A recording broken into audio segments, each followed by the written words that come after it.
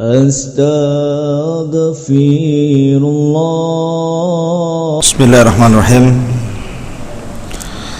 Assalamualaikum warahmatullahi wabarakatuh.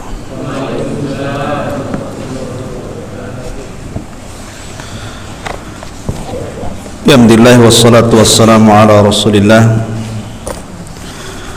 wa ala alihi wa sahbihi wa mawalah wa la hawla wa la quwata illa billahi wa ba'du.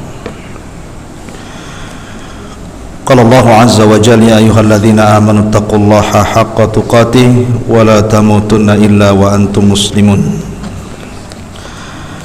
Baik, kita lanjutkan bab yang ke-37, termasuk syirik minasyirki, seseorang menginginkan dunia dengan amalannya. Iradatul insan ad-dunya bi'amalihi. Taib, firman Allah subhanahu wa ta'ala, man kana yuridul hayatad dunya wa zinataha nuwaffi ilaihim a'malahum fiha wa hum fiha la yubkhasun. Ulaika alladhina laysa lahum fil akhirati illa an-nar wa habita ma sana'u fiha wa batilun ma kanu ya'malun. Barang siapa yang menghendaki kehidupan dunia dan perhiasannya, niscaya kami berikan kepada mereka balasan pekerjaan mereka di dunia dengan sangat sempurna, dan mereka di dunia tidak akan dirugikan. Itulah orang-orang yang tidak akan mendapatkan di akhirat kecuali neraka, dan lenyaplah di akhirat itu apa yang telah mereka usahakan di dunia, dan sia-sialah apa yang telah mereka kerjakan. Baik, Ma'asyiral muslimin yang dimuliakan Allah subhanahu wa ta'ala, manusia dengan dunia ketika beribadah kepada Allah subhanahu wa ta'ala terbagi menjadi 5 kelompok. Kelompok yang pertama adalah kelompok yang murni, memang dia beramal kepada Allah subhanahu wa ta'ala itu untuk urusan dunia, tidak ada keikhlasan sama sekali.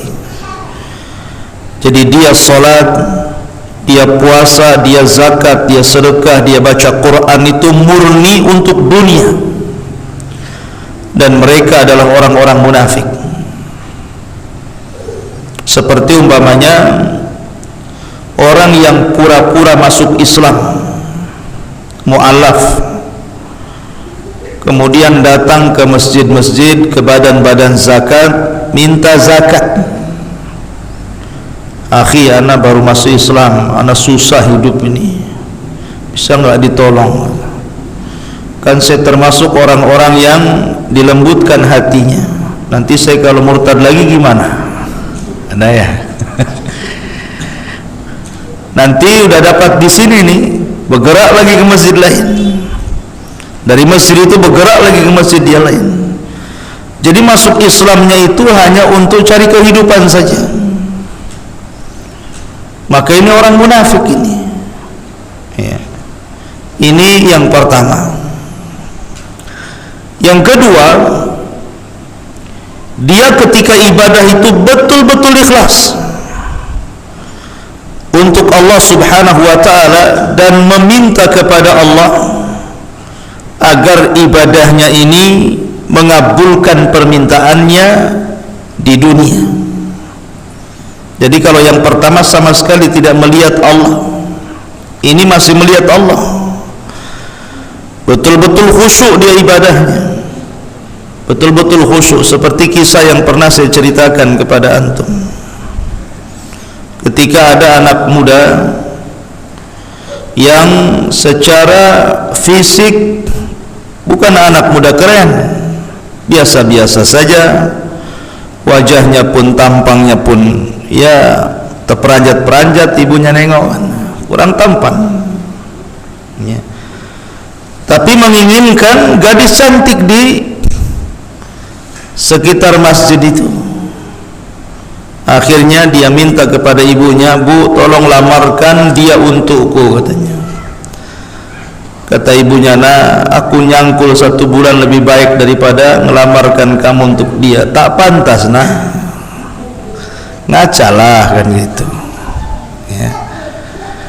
Akhirnya kemudian orang ini datang ke Ustaz, bukan Ustaz Abu Umairah ya, Ustaz lain.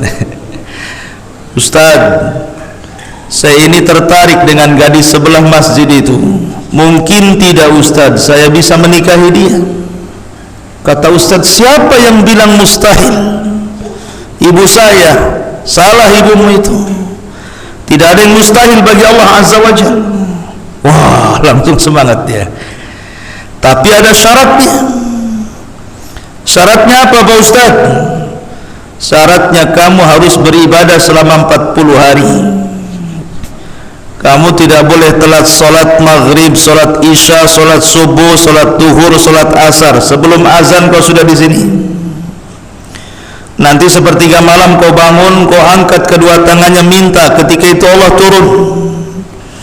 Kau berzikir kepada Allah supaya dilembutkan hati wanita itu dan suka sama kamu. Itu saja Ustaz dia, itu saja syaratnya. Akhirnya betul dikerjakan tuh. Rajin sebelum azan sudah di masjid, sholatnya khusyuk, doanya khusyuk, luar biasa. Sampai sudah setengah perjalanan tak ada pun tanda-tanda. Akhirnya dia ngomong sama ustadznya, "Tad, nampaknya tak ada tanda-tanda, Tad," katanya. Kata ustadznya, "Lanjutkan saja, percaya dengan yang di atas." Dilanjutkan. Rupanya setelah dilanjutkan ada pula bapak wanita itu datang sholat, karena setiap hari memperhatikan anak muda itu. Rajin kali anak muda itu sholat. Siapa orang baik kali itu. Akhirnya kemudian dia ngomong sama ustadznya, "Ustadz, itu anak siapa itu? Rajin sekali sholat malamnya, rajin zikirnya, rajin doanya, rajin. Semenjak anak muda itu di masjid, hidup saya tenang." Gimana enggak tenang? Dia berdoa, doakan anaknya. Dia sholat minta sama anaknya gitu kan. Gimana enggak tenang, didoakan sama anak itu ya. Akhirnya kata bapak ini, "Tad, boleh enggak itu dia bekerja sama saya? Nampaknya orang baik itu." Kata ustadznya, "Coba aja ngomong sendiri." Langsunglah didekati anak muda itu, lagi zikir itu, sentuh punggungnya, nak terperanjat anak muda ini. Kapan-kapan udah puting beliung itu, yang nyapa bapaknya perempuan yang dia inginkan itu. Dia sudah berdebar-debar tuh. Kemudian anak muda ini mengatakan, "Ada apa Pak?" "Begini nak, saya lihat kamu ini orang baik, orang soleh, suka di masjid, suka sholat. Mau enggak kamu kerja sama saya?" Ketika dia bilang diajak kerja, langsung dia enggak mau menatap bapaknya. Bukan itu yang dimau tuh. Bukan kerja sama bapaknya, minta anaknya, enggak sesuai dengan tujuannya. Akhirnya pikir lagi, dia enggak peduli dengan bapaknya itu. Akhirnya ustadz ini pikir, bapak ini datang lagi ke ustadz, nampaknya anak itu tidak tertarik dengan kerja sama saya. Gimana caranya mendekati orang itu, katanya. Kata Pak Ustadz itu, "Gini saja, bapak kan punya anak perempuan ya, cobalah jodohkan dengan dia. Lihat, kalau Allah sudah melembutkan hati, jadi kun fayakun." Berpikirlah bapak itu, iya juga sih, anak-anak muda di zaman sekarang ini susah akhlaknya, nggak bagus, jarang orang ke masjid. Ini anak muda ini soleh, ini anak saya pasti bahagia. Lihat, akhirnya kemudian didekati. "Nah, sudah menikah?" "Belum." "Gimana kalau menikah dengan putri saya?" Wah, kaget dia. Ya, Kata anak muda itu, tidak Pak, saya tidak mau menikah dengan putri Bapak. Lah kok nggak mau pula dia? Jadi ustadznya itu heran. Kamu niat ibadah itu berdoa kepada Allah ingin mendapatkan wanita itu, kenapa kamu tidak mau sekarang? Allah sudah kabulkan tuh. Kata anak muda ini, Ustaz, saya ini zikir, doa, solat memang ikhlas kepada Allah, tapi niat saya ingin mendapatkan orang itu. Itu saja dikabulkan oleh Allah Azza wa Jalla. Gimana kalau saya itu betul-betul ikhlas karena Allah, bukan karena manusia, lebih dikabulkan lagi, kan begitu maksudnya. Pasti Allah akan memberikan yang terbaik daripada dia, katanya. Anak muda top markotop nih. Jadi ada orang-orang yang betul-betul ikhlas ibadahnya kepada Allah Azza wa Jalla, tapi mengharap dari Allah sesuatu dari dunia. Paham ya cerita ini maksudnya? Ini yang kedua. Yang ketiga, ada orang itu beramal, betul-betul beribadah kepada Allah Azza wa Jalla, bukannya dia menjadi orang baik, malah jadi kufur. Makin ibadah makin kufur, makin ibadah makin syirik, gitu kan. Lah ini ibadahnya siapa? Ibadahnya orang-orang kafir, orang-orang Yahudi dan Nasrani. Ketika mereka beribadah, mereka mensekutukan Allah Azza wa Jalla dengan mengatakan Isa itu Tuhan, mengatakan Isa anak Tuhan, mengatakan Isa satu di antara Tuhan. Makin disembah makin kufur dia, karena bertumpuk-tumpuk kesyirikannya. Ya. Ini yang ketiga. Yang keempat, ada orang yang beribadah itu karena Allah Azza wa Jalla, tapi di samping itu dia juga ingin mendapatkan dunia. Ini berbeda dengan yang pertama dan yang kedua. Tidak, ini tidak dicela ibadahnya dan tidak dicela cari dunianya. Seperti umpamanya orang haji, niatnya dari haji itu sudah dua. Pertama, niatnya haji karena Allah, kemudian dalam pikirnya, nanti kalau sudah di Mekah saya ingin beli oleh-oleh yang banyak, saya ingin beli jubah, ingin beli kurma, ingin macam-macam saya belilah nanti saya bagi-bagi ke tetangga gitu. Lah ini kan tujuannya dua tuh, ya kan? Tujuannya pertama ibadah, yang kedua tujuannya dunia, karena ingin beli sesuatu. Ya, kata istrinya, emas di Saudi itu bagus tuh, berkarat-karat tuh katanya, dibandingkan emas ini katanya. Nanti sambil haji kita beli emas bangnya. Kata abangnya, saya kan emas, saya kan dari Jawa, lebih besar lagi. Jadi ada orang yang kemudian seperti itu. Lah para ulama ketika menghukumi seperti ini, mereka mengatakan hajinya dapat pahala dan membeli sesuatu di Mekah untuk dibawa pulang dapat dunia. Tetapi kata para ulama, kalau punya niat ganda seperti ini, maka dia dikurangi pahala hajinya. Ya, dia haji dapat pahala, tetapi nakis pahalanya kurang. Kenapa? Karena ada dua ganda niat tadi. Tetapi niat dunia seperti ini tidak dicela, sebagaimana ibadahnya pun tidak akan dihilangkan. Seperti contoh yang lain, orang jihad. Jihad betul-betul karena Allah Subhanahu wa ta'ala, tapi di satu sisi dia pun ingin dapat ghanimah, harta rampasan perang. Maka jihadnya berpahala tapi mengurangi pahala jihad, dan kalau mendapatkan harta, yaitu sudah bagian dia, dunia dia. Tetapi dua kondisi seperti ini sulit, ikhwan. Ya, begini masalahnya. Kalau seandainya seseorang itu berjihad, kemudian dikatakan tidak ada ghanimah, musuhnya kere, musuhnya miskin, kalau dia sampai berubah niatnya, bahaya. Tapi kalau dia kemudian istiqomah niatnya, nggak apa-apa, saya kan niatnya jihad, kalau memang ada ghanimah, alhamdulillah, nggak juga nggak apa-apa, gitu namanya. Berarti masih dapat pahala dia. Tapi kalau umpamanya ketika mendengar tidak ada ghanimah, langsung lemes dia, aduh, mana nggak ada ghanimah ini, ya. Ini bahaya. Kenapa? Hatinya mulai condong kepada dunia. Nanti masuk pada ayat ini. Ya. Dan yang terakhir adalah orang-orang muwahhid. Ini yang kita inginkan. Orang-orang yang menjaga hati, betul-betul dijaga hatinya. Dia ibadah karena Allah, dia haji karena Allah. Ketika pulang kemudian dipanggil Pak Haji, alhamdulillah, enggak juga enggak apa-apa. Dan kalau seandainya dipanggil Pak Haji gara-gara dia haji, itu busrul ajil katanya Rasul. Itu kabar gembira yang disegerakan di dunia. Dan siapa yang niatnya karena Allah, dunia mengikutinya. Kalau orang niatnya karena Allah saja, itu dunia mengikuti dia itu. Makanya Allah Rasul mengatakan man kanatil akhiratu hammahu.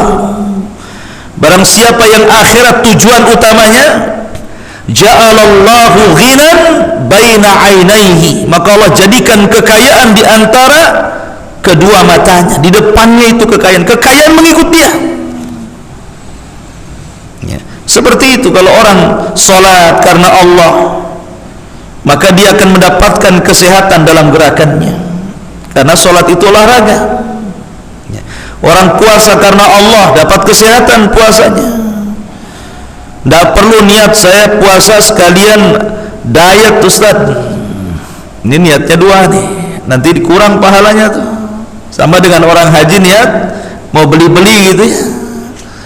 Puasa-puasa aja lah. Soal makin gemuk makin kurus ya itu urusan nanti. Ya. Lillahi ta'ala dulu. Maka itulah muwahhid namanya, ahli tauhid.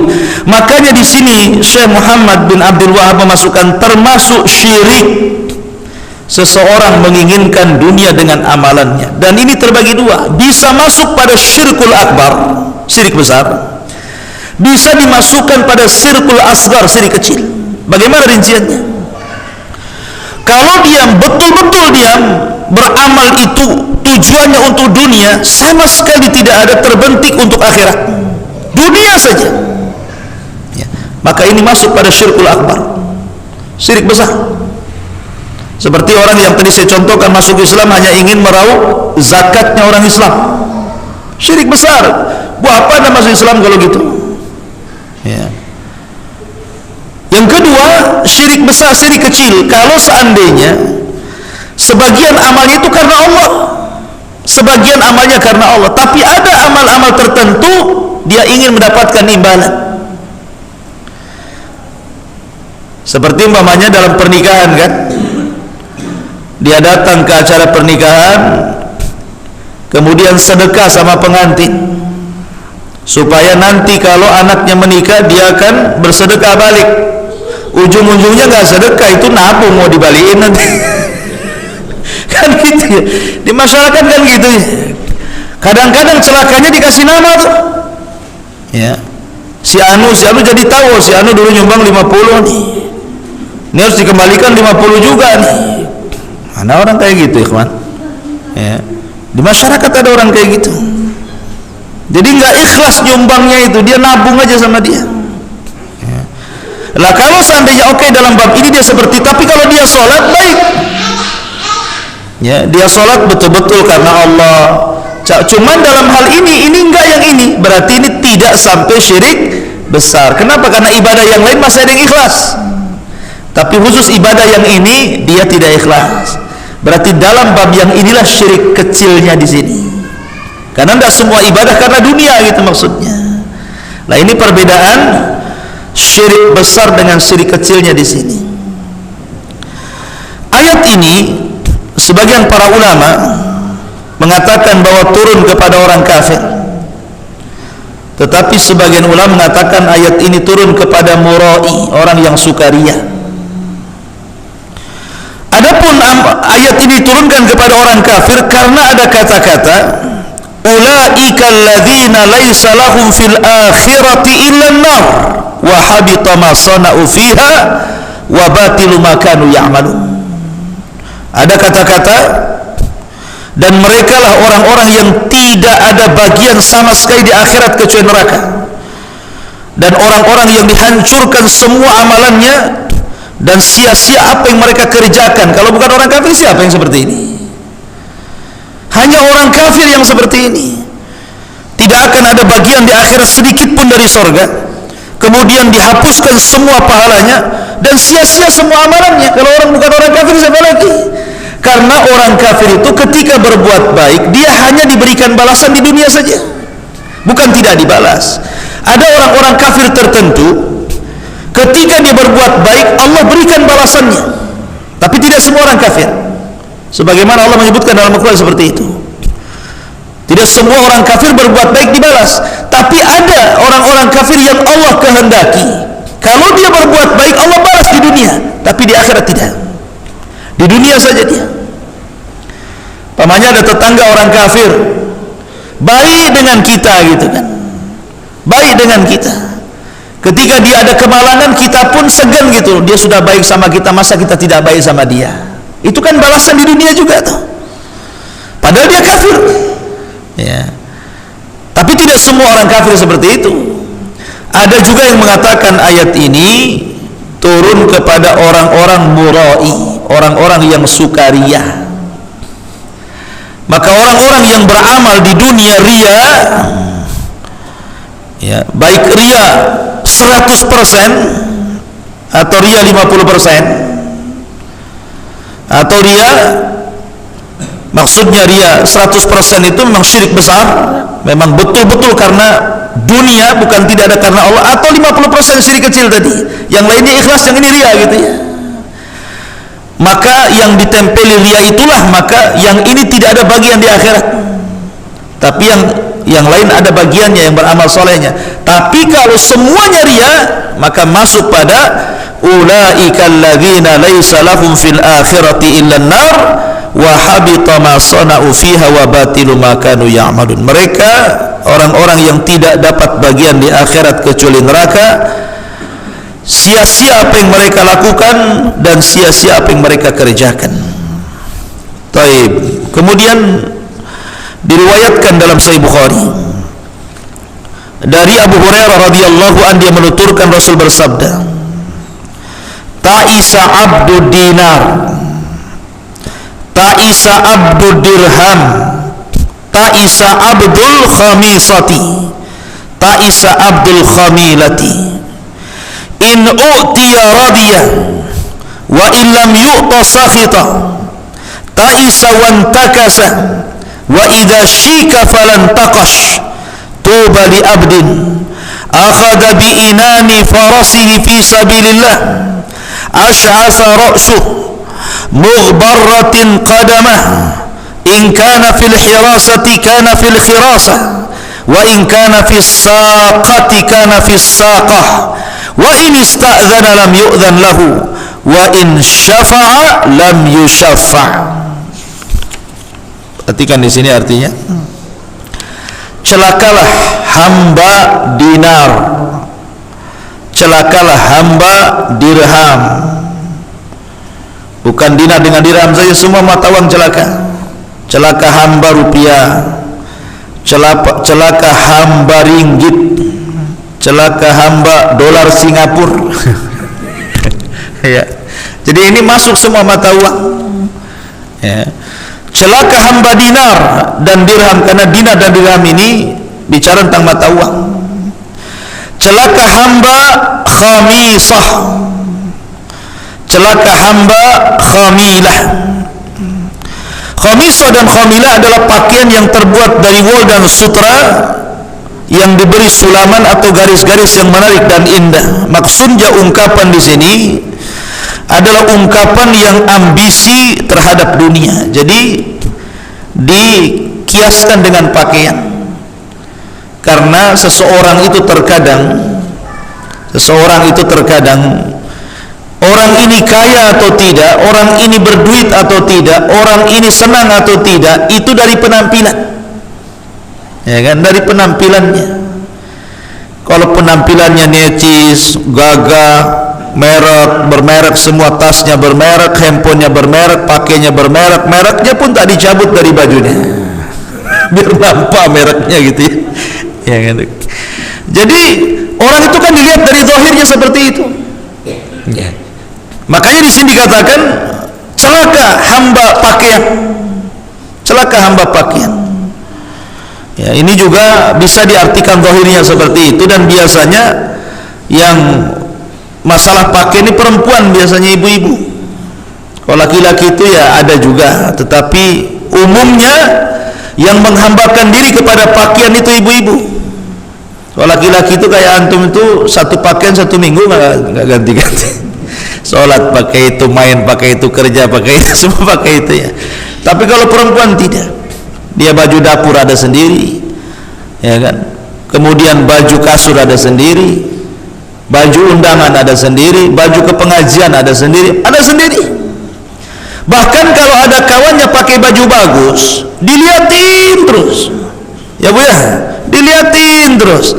Nanti pura-pura deketi, diraba-raba pula baju orang tuh. Cantik nih, dari mana nih? Tanya dulu kan, cantik di mana nih pesennya nih? Coba. Oh, ini di marketplace. Berapa harganya? Ya kurang lebih 5 juta. Ah, nggak jadi deh katanya. Tapi sudah diraba-raba itu. Pulang ke rumahnya, bang, belilah baju ini, bagus, cantik ini kan. Stres. Jadi, ma'asyiral muslimin yang dimuliakan Allah Azza wa Jalla. Makanya dikatakan celaka hamba pakaian. Jika diberi dia senang, tetapi jika tidak diberi dia marah. Ada orang yang seperti itu. Celakalah ia dan tersungkurlah ia apabila terkena duri, semoga dia tidak dapat mencabutnya, kata Rasulullah. Berbahagialah seorang hamba yang memacu kudanya berjihad di jalan Allah dengan kusut rambutnya dan berlumur debu kedua kakinya. Bila dia berada di pos penjagaan, dia akan tetap setia berada di pos penjagaan itu. Dan bila ditugaskan di garis belakang, dia akan tetap setia berada di garis belakang. Jika dia meminta permisi untuk menemui raja dan penguasa, dia tidak diperkenankan. Dan jika bertindak sebagai perantara, dia tidak diterima perantaraannya. Menunjukkan bahwa ada orang-orang miskin, ada orang-orang miskin yang kalau kemana-mana dicurigai, padahal dia orang miskin baik-baik. Mungkin karena pakaiannya, masuk ke salah satu gang RT dicurigai, jangan-jangan pemulung, padahal lewat saja dia di situ, ya kan? Susah jadi orang miskin itu, dicurigai terus, kemana-mana dicurigai. Lewat di mobil orang disangka mau bobol mobil, gitu. Padahal lewat saja, ya. Tapi ada orang-orang miskin, ikhwatu fiddin, yang kalau seandainya dia bertamu kepada pejabat-pejabat, tolak, siapa anda? Tetapi kalau dia diberi, dia menolak, tidak mau. Ya, karena apa? Bagi dia dunia ini tidak ada apa-apanya. Bagi dia dunia ini tidak apa-apanya. Makanya orang yang menghambakan diri kepada dunia berarti dia telah mensekutukan Allah dengan dunia. Lalu apa tujuan anda takbiratul ihram ketika salat Allahu Akbar itu? Allah Maha Besar. Artinya dunia itu kecil bagi dia. Tetapi ketika kemudian dia membesarkan dunia, berarti anda telah berdusta kepada Allah dengan takbiratul ihram itu.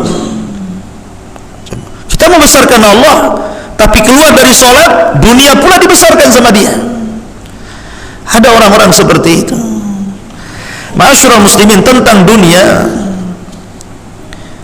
saya sudah mengcopy paste beberapa perkataan ulama bagus sekali. Sebenarnya bab yang kita kaji ini adalah syirik yang ditimbulkan dalam hati. Karena kecintaan kepada dunia atau kepada Allah itu kan sumbernya di hati, ikhwan. Sumbernya di hati. Walaupun kita ngomong, saya tetap ibadah, tetap ini, tetap tak, kalau hatinya cinta dunia, tetap yang dihukumi hatinya. Makanya ibadah hati itu ibadah yang sangat mulia. Ibadah hati itu ibadah yang, kalau orang tidak bisa menjaga hatinya, maka orang itu akan mudah untuk melakukan kemaksiatan kepada Allah Azza wa Jalla. Imam Ibnul Qayyim mengatakan, kaifa yaslam man lahu zaujatun la tarhamuhu. Bagaimana orang itu bisa selamat hatinya kalau punya istri tapi tidak sayang kepada suaminya. Wa waladun la ya'dhiruhu, punya anak tapi tidak pernah memberikan uzur kepada orang tuanya. Wa jarun la ya'muluhu, punya tetangga tetapi tidak pernah merasa aman dengan tetangganya karena suka ganggu. Wa sahibun la yansahuhu, punya kawan tapi tidak pernah ngasih nasihat. Wa syarikun la yansifuhu, dan punya partner gitu kan, tapi tidak pernah membagi bagiannya. Wa aduwwun la yanam an muadatihi, dan punya musuh yang tidak pernah tidur, terus saja dia memandang kita. Kemudian wa nafsun ammaratun bisu, kemudian jiwa yang memerintahkan kepada keburukan. Wa dunya, kata beliau, wa dunya mutazayyinatun, dan dunia yang di depannya terus seolah-olah memanggil-manggil, melambai-lambai supaya kita masuk di dalamnya. Inilah hati-hati yang susah tenang, ikhwan. Punya istri tapi tidak pernah melaksanakan haknya. Makanya sering saya contohkan, antum sudah kerja dari pagi sampai malam, kepala di bawah kaki di atas, ada kerja kayak gitu? Ini istilah saja, matilah kaki di bawah, kaki di atas. Maksudnya orang itu suami kadang-kadang sudah bekerja keras, masya Allah, sampai-sampai nggak kenal lelah, pagi berangkat sore pulang, nggak kenal hujan, nggak kenal panas. Tapi terkadang ada istri-istri itu yang kurang sayang dengan suami, ya, dipikirnya kalau sudah punya anak suami tidak mungkin ke lain hati, akhirnya cuek-cuek saja sama suami. Suami capek dibiarkan saja, tidur aja bang, besok nanti juga hilang capeknya, katanya. Ada yang gitu, suruh tidur, emangnya kasur bisa ngurutin dia, ya. Jadi ada tipe-tipe istri yang seperti itu. Ini kata Imam Ibnul Qayyim, kaifa yaslam, bagaimana hati seseorang bisa selamat, coba. Bagaimana tidak berpindah ke lain hati? Bagaimana tidak memandang rumput tetangga lebih hijau dibandingkan istri? Kacau udah kalau kayak gini, ya. Hatinya akan selamat tuh, ya. Kemudian wa waladun la ya'dhiruhu, dan punya anak nakal, tidak pernah lihat orang tuanya, nakal sejadi-jadinya. Ini orang tua lemes lah kan itu. Bahkan ada orang tua itu sampai berangan-angan, bercita-cita untuk menyesal melahirkan dia itu. Ngapain saya lahirkan dulu? Kalau tahu kayak gini saya cekik waktu bayi, kayak daripada dia nyekik kan itu. Ada orang tua yang seperti itu, ya. Kemudian wajarun la ya'munu, tetangga yang nggak pernah aman dengan keberadaan dia itu. Ada, masya Allah ikhwan, Allah menciptakan khimar. Tahu khimar? Himar itu keledai. Dan Allah katakan inna, apa namanya, seburuk-buruk suara itu suara keledai. Gimana ayatnya? Aywa, inna, gimana? Aywa, inna ankarul aswat la sautul hamir, dalam surah Luqman. Inna ankarul aswat la sautul hamir, sesungguhnya seburuk-buruk suara itu suara keledai. Allah menciptakan keledai, kemudian Allah ciptakan suaranya, dan Allah katakan seburuk-buruk suara keledai. Jadi ada makhluk itu yang Allah subhanahu wa ta'ala ciptakan memang khusus mengganggu orang. Sengaja dia Allah ciptakan itu ganggu orang saja, ya. Nyakitin aja kerjanya itu, nyakitin orang, dolimin orang, gibah orang. Ada manusia-manusia itu yang diciptakan seperti itu gitu. Allah ciptakan dia, Allah ciptakan apa namanya omongan dia, tetapi omongan itu selalu nyelekit. Ya. Makanya kenapa ibadah yang paling tinggi itu adalah ibadah jabru qalbin nas, berusaha untuk menenangkan hati manusia. Itu ibadah yang paling agung, ikhwan. Kita memberikan kesenangan kepada hati orang. Makanya Nabi SAW ketika ditanya tentang amalan yang paling baik, apa kata Rasul? Sururun tudkhiluhu ala qalbil bashar, kebahagiaan yang Anda masukkan kepada hati manusia. Karena ada orang-orang yang diciptakan itu tukang nyakiti saja itu. Nyakiti tetangganya dengan lisannya, nyakiti tetangganya dengan dizaliminya, nyakiti tetangganya dengan memfitnah. Memang ada orang-orang yang Allah ciptakan seperti itu. Ya. Padahal sebaik-baik amalan itu memasukkan kesenangan kepada hati orang. Ya, kasihanlah orang ini yang disakiti, sudah kerja capek, dia pun ada masalah dengan anaknya, masalah dengan istrinya, masalah dengan pekerjaannya, masalah dengan orang tuanya, ditambah pula tetangganya ngasih masalah. Enggak kurang ajar tetangganya itu. Oh, no, udah banyak masalah, dimasukkan pula masalah sama dia. Makanya Nabi SAW ketika hatinya sempit gara-gara pembangkangan Abu Lahab pamannya, maka Allah Subhanahu wa taala tenangkan dengan masuknya Umar ke dalam Islam. Ya kan? Ketika Nabi SAW sempit dadanya gara-gara ditolak dakwah di Taif, maka Allah tenangkan hatinya dengan di Isra Mi'rajkan ke langit. Begitulah Nabi SAW mendapatkan ketenangan kan.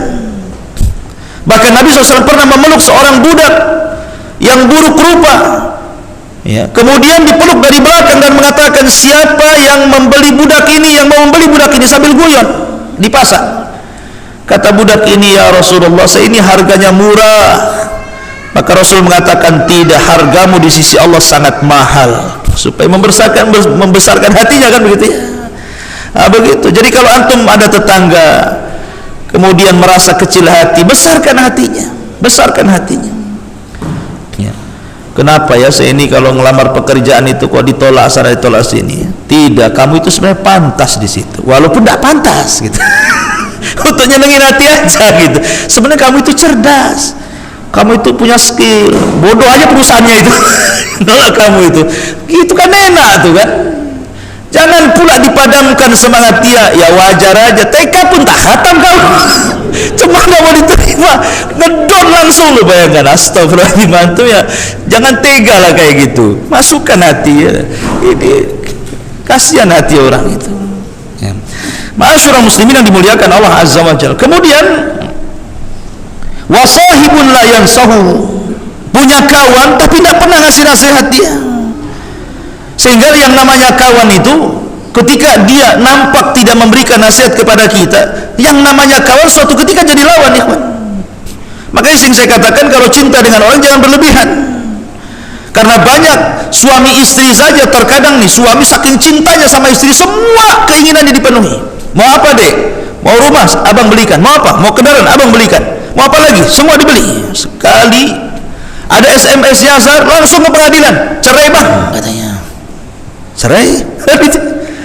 Tidak bisa orang itu. Kecintaan itu hanya kepada Allah yang sempurna. Pada makhluk itu tidak perlu sempurna. Karena musuh jadi cinta, cinta jadi musuh. Begitu hidup manusia. Maka kawan juga begitu. Ini kalau punya kawan tidak pernah kita berbuat salah didiamin saja, kita buat maksiat diamin saja, tidak usah berkawan sama dia. Buat sakit hati nanti. Kemudian wa'adun la yanamu an mu'adatihi, ya. Dan punya musuhnya tidak pernah tidur.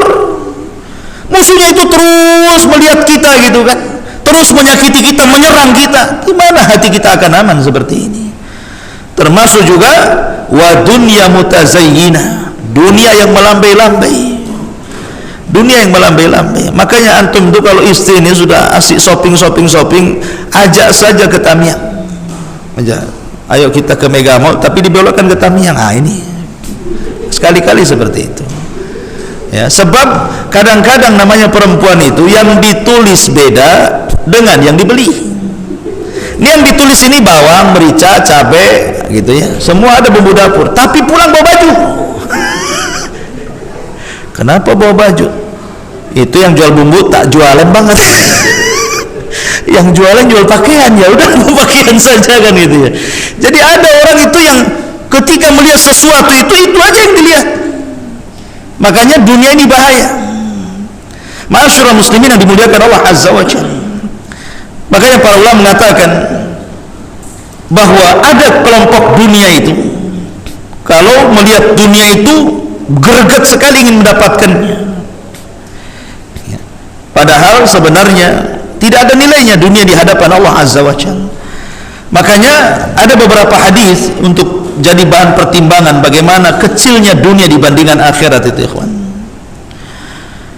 Di antaranya pertama, bagaimana Nabi Shallallahu Alaihi Wasallam menganggap dunia ini hina. Kata Nabi SAW, "Maudi'u sautin fil jannati khairun minad dunya wa ma fiha." Tempat semetinya penduduk sorga itu, tempat pecutnya penduduk sorga itu jauh lebih baik dibandingkan dunia dan isinya. Kalau tempat pecutnya saja, namanya kan pecut ini digantung nih, orang kan digantung pakai paku gitu.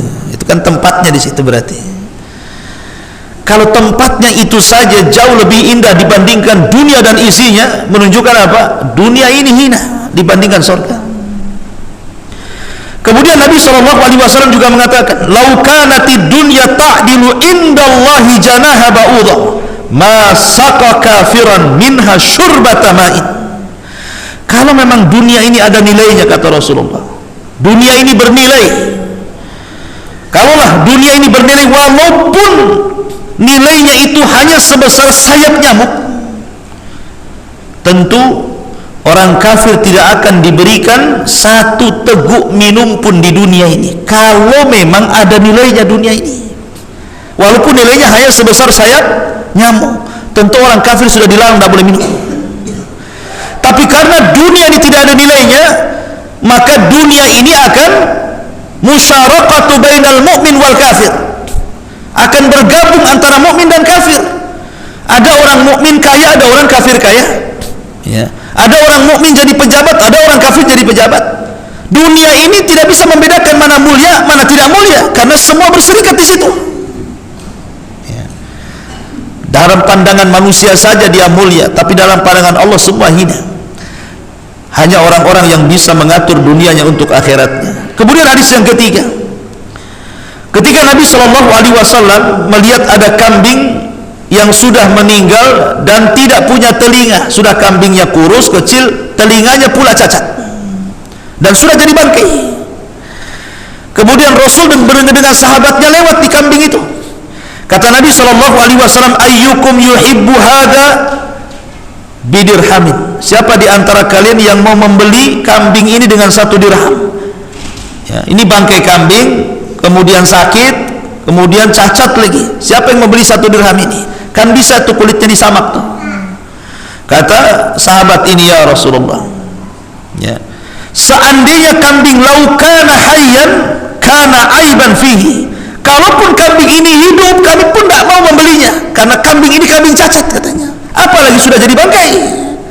Maka Rasul mengatakan, "Fa wallahi, demi Allah, la dunya ahwan 'ala Allah min hadza 'alaikum." Demi Allah, dunia ini jauh lebih hina dibandingkan bangkai kambing ini.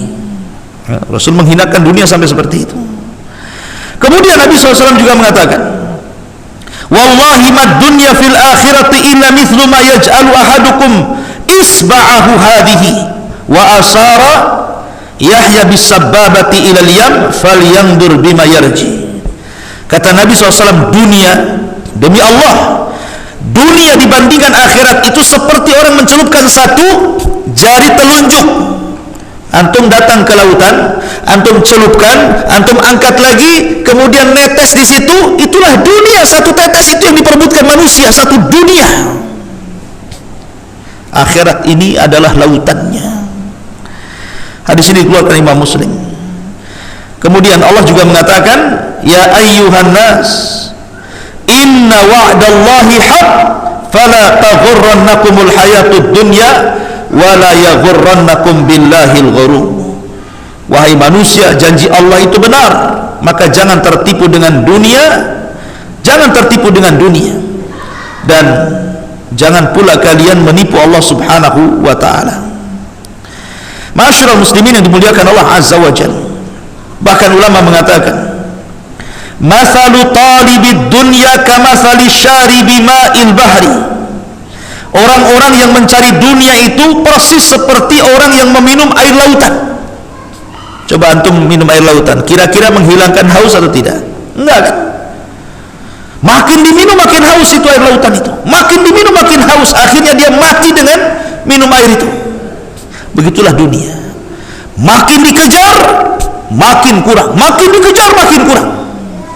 Makin dikejar itu bukan makin puas, makin kurang. Lihat kos-kosan 22, padahal udah 20 pintu tuh, satu pintu 1 juta, berarti 1 bulan 20 juta tuh. Masih juga nawar itu tanah kosong punya siapa tuh? Itu punya siapa? Oh punya siapa? Berapa harganya ya? Nah mulai itu dia mikir, ada apa pak? Mau buat kos-kosan lagi, mau jadi juragan kos-kosan dia. Dapatlah tanah itu dibuat kos-kosan, jadi 40 pintu. Nyari lagi dia, ini tanah kosong sebelah sana punya siapa itu? Semua diborong sama dia. Begitu dunia, akhirnya dunia yang menjadikan wafatnya dia. Saking sibuk ngurus kos-kosan enggak, akhirnya kesehatannya enggak dijaga, stres, yang ini belum dibayar, yang ini lari listriknya enggak dibayar, yang ini ATM-nya enggak dibayar, stres, akhirnya mati dengan dunia dia. Ya. Begitulah dunia. Ya. Kemudian ad-dunya khamru syaitan, dunia itu khamarnya setan.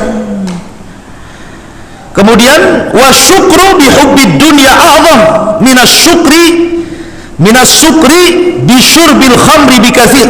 Ingat, dunia ini khamarnya setan. Kalau orang mabuk karena cinta kepada dunia, itu jauh lebih bahaya dibandingkan mabuk karena minuman keras. Orang minuman keras ya, paling mabuk kemudian tidur di solokan, besok sudah sadar tuh. Kan banyak orang mabuk tuh tidur di solokan, nggak tahu disangka empuk dia, padahal masuk ke jurang. Orang mabuk kan itu. Tapi kalau sudah sadar, silam dia mabuknya, baru sadar dia, oh, sakit semua badan. Tapi kalau sudah mabuk dunia, nggak ada yang bisa menyadarkannya kecuali kematian. Begitulah ulama bicara. Ya. Kemudian ar-raghbatu fid dunya aslul ma'asi adh-dhahirati wal ma'asil batinati fahiya aslu ma'asil qalbi minal hasadi wal kibri wal fakhri wal khuyala wat tasakhuti wat takathuri fahada kulluhu min imtila'il qalbi bihubbiha la min kauniha fil yadi. Dunia ini, orang terlalu cinta dengan dunia adalah sumber maksiat zahir dan batin. Karena asal kemaksiatan hati seperti hasad, sombong, merasa angkuh, sombong, tasakhut, terus-terusan marah, kemudian berlomba-lomba tanpa melihat akhirat, itu berawal dari hati dipenuhi dengan kecintaan kepada dunia, bukan karena dunia sudah berada di tangannya. Tidak. Terkadang orang itu sudah kaya, ikhwan, dunia sudah ada di depan dia, dia sudah punya mobil, sudah punya rumah, pekerjaan layak, uang banyak di mana-mana. Harusnya orang yang seperti ini kan tinggal bersyukur saja kan, tinggal ke masjid, ta'lim, udah ada, hidup enak, 7 turunan gak akan habis. Tetapi rupanya tidak seperti itu. Belum tentu harta di tangan menyelamatkan hati yang ada di dalam. Karena harta di tangan itu yang menimbulkan orang jadi sombong karena kaya, jadi congkak karena kaya, jadi hasad karena kaya, dan begitu seterusnya. Makanya dunia itu sumber maksiat zahir dan batin. Kemudian kata ulama, subhanal ghafur asy-syakur yuta'u fayashkur wa ta'atuhu min taufiqihi wa fadlihi wa yu'sa fayahlam wa maksiatul abdi min zulmihi wa jahlihi yatubu ilaihi fa'ilul qabih fayaghfir lahu hatta ka'annahu lam yakun qattun min ahlihi. As-sa'adatu kulluha fi ta'atihi wal arbah kulluha fi muamalatihi wal mihan wal balaya kulluha fi ma'siyatihi wa mukhalafatihi falaysa lil abdi anfa min syukrihi wa taubati ilaihi falahul hamdu ala ma a'ta wa ma mana. Lihat, maha suci Allah yang maha pengampun lagi syakur, maha pemberi. Kalau ada seorang, Allah itu mestinya ditaati dan disyukuri, itu hak Allah, ditaati dan disyukuri.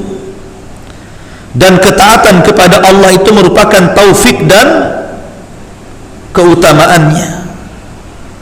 Ketika Allah subhanahu wa ta'ala dimaksiati, tetap saja Allah sayang dengan hambanya, dan maksiat hamba itu karena kezalimannya, karena kejahilannya. Maksudnya begini,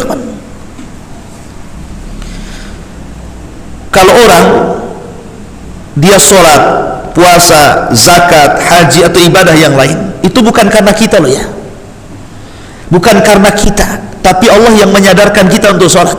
Bukan antum tiba-tiba sholat, tidak, Allah yang menggerakkan antum sholat. Salah kalau antum bilang sholat ini karena saya, tidak. Allah yang menggerakkan kita sholat, Allah yang menggerakkan kita puasa, Allah yang menggerakkan amal soleh ya. Beda dengan maksiat. Maksiat itu yang menggerakkan adalah kehendak kita. Kita yang berkehendak maksiat, kita berzina, kita minum khamar, kita melakukan kemaksiatan yang lainnya. Tapi Allah itu ikhwatu fiddin, walaupun dimaksiati, tetap saja dia sayang dengan kita. Kalau seandainya orang itu ahli maksiat dan semua maksiat dilakukannya, tiba-tiba dia bertobat, kemudian Allah ampuni, seolah-olah dia bukan ahli maksiat lagi. Jadi seolah-olah dia bukan ahli maksiat lagi. Ketika dia sudah diampuni, sudah hilang dosanya itu. Seolah-olah dari dulu dia baik. Lihat baiknya Allah Azza wa Jalla, seperti itu ya. Dan inilah puncak daripada maksiat, ketika seseorang dicintakan dengan dunia. Maka kita bersyukur kepada Allah, memiliki Rabb Maha Penyayang. Dan yang terakhir, wallah hakimun alim khalaqad dunya, Allah itu maha bijaksana, maha mengetahui, dia menciptakan dunia ini. Wa zayyanaha wa askanana fiha wa hadzarana minha. Coba, Allah sudah ciptakan dunia, setelah itu Allah hiasi dunia ini dengan berbagai macam perhiasannya. Setelah itu kita tempatkan pula di situ. Setelah itu Allah Subhanahu wa taala kasih tahu ini boleh, ini tidak. Kan enak tuh. Ya. Masya Allah, ibaratnya begini, kawan. Antum belum lahir, orang tua antum sudah beli rumah, sudah membuatkan rekening di ATM dan langsung diisi duitnya. Ya. Langsung disediakan kulkas dan macam-macam makanannya. Kebun buah-buahan, sawah padi, semuanya disediakan. Padahal antum belum lahir tuh. Ya. Ketika sudah lahir, baru ngeok-ngeok saja, dia bilang, nah ini rumahmu, ini kebunmu, ini kulkasmu, ini kendaraanmu. Enak gak tuh? Karena enak kan gitu ya. Begitulah Allah menyediakan untuk kita itu. Sebelum kita dilahirkan, Allah sudah ciptakan dunia. Allah sudah ciptakan gunung-gunungnya yang indah, Allah sudah ciptakan sungai-sungainya, Allah sudah ciptakan lautan-lautannya, Allah sudah ciptakan macam-macamnya. Kemudian Allah kasih ini loh untukmu. Enak kan? Kemudian Allah mengatakan, tapi kamu jangan ini, yang ini. Ketika Allah melarang, itu untuk kebaikan kita. Ketika Allah menghalalkan makanan, karena dalam makanan yang halal itu ada kebaikan. Ketika Allah haramkan makanan, karena dalam makanan itu ada coronanya. Contohnya seperti itu ya. Makanya yang ini halal, yang ini haram. Makanya kenapa Allah haramkan makan kampret itu? Kenapa? Karena ada virus coronanya di situ.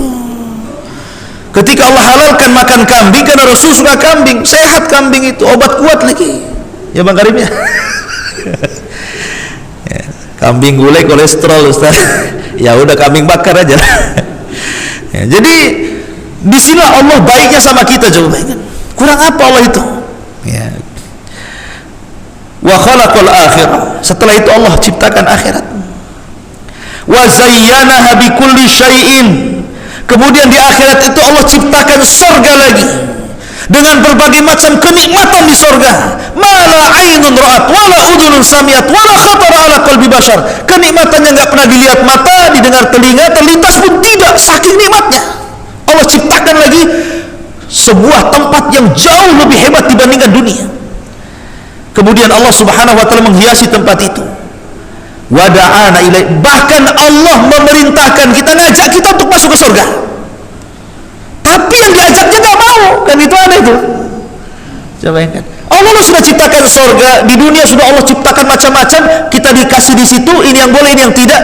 Di surga lagi Allah ciptakan, Allah ajak kita masuk surga, mau nggak kamu masuk surga, katanya. Coba bayangkan. Tetapi apa yang terjadi? Ada manusia-manusia kufur, karena cintanya kepada di dunia. Di dunia dia merusak, di akhirat dia masuk neraka. Dia tidak pernah bersyukur di dunia dengan kenikmatan yang Allah berikan. Akhirnya ketika dia tidak bisa masuk ke surga dunia, maka selamanya dia tidak akan masuk ke surga akhirat. Kata Imam Ibnul Qayyim, man lam yadkhul jannatad dunya lam yadkhul jannatal akhirah. Siapa yang belum masuk ke surga dunia, maka dia tidak akan pernah masuk ke surga akhirat. Apa maksudnya surga dunia? Surga dunia itu maksudnya itminanul qalbi, ketenangan hati. Hati hanya diberikan kepada Allah dan tidak diberikan kepada selain Allah. Dunia boleh di tangan, tapi hati jangan diberikan dunia sedikit pun. Ya begitu. Itu disebut dengan zuhud namanya. Zuhud itu meletakkan harta di tangan dan tidak meletakkan harta di hati. Kenapa? Sedikit saja Anda letakkan harta di hati, sekali dompet hilang, kiamat besar datang. Wah, kiamat dompet saya hilang katanya. Itu baru dompet tuh, belum berangkas. Belum pula istri dicuri orang, matilah. Makin kiamatnya itu double. Ya kan? Jadi ada orang ini kalau dunia disimpan di hati seperti itu tuh, dipikirin setruk. Tapi kalau dunia itu tidak dalam hati, dia lepaskan saja. Innalillahi wa inna ilaihi rajiun. Istri antum kecelakaan, alhamdulillah, innalillahi wa inna ilaihi rajiun. Mati, alhamdulillah, innalillahi wa inna ilaihi rajiun. Udah ada gantinya, insyaallah. Kacau antum nih. Maksudnya begini, ya, kalau orang itu kehilangan dunia, apapun kehilangan, maka dia tidak akan hati, dia tidak akan kotor, tidak mungkin dia berpikir macam-macam gitu kan. Karena itulah sorga sesungguhnya itu hati. Kenapa disebut sorga dunia coba? Karena kalau hati lapang, semua jadi lapang. Semua jadi lapang. Kalau hati lapang itu semua lapang. Rumah kecil itu lapang jadinya kan. Nabi SAW kalau tidur ikhwan, ukuran kamarnya itu seukuran badannya. Anda bisa bayangkan, kamarnya Rasul kalau tidur itu seukuran badannya. Kamar antum 100 orang masuk, ya. Kamar Rasul itu seukuran badannya. Tapi Nabi mengajarkan kepada kita, luasnya rumah bukan luas bangunan, tapi luasnya rumah itu luasnya hati. Kalau hati orang luas, maka semua jadi lapang. Istri jelek jadi cantik. Tapi kalau sudah hatinya sempit, sempit-sempitnya, segedong apapun rumah, nggak akan pulang ke rumah. Kenapa tak pulang ke rumah? Ada iblis di rumah Ustaz. Kenapa istrinya dibilang iblis? Tak tahu itu katanya. Nengok dia saja macam di kuburan. Jadi ada orang-orang yang seperti itu kan. Kenapa? Karena kecil hati. Makanya kenapa Imam Ibnu Qayyim mengatakan ketika luas hati itulah surga. Kenapa? Jadi indah semuanya. Musibah sabar, nikmat syukur, itulah hati tenang. Ya, makanya di sini pengarang ingin mengatakan kepada kita, maka bahaya orang itu dicintakan kepada dunia dan bisa masuk kepada syirik besar ataupun syirik kecil. Wallahu a'lam bishawab.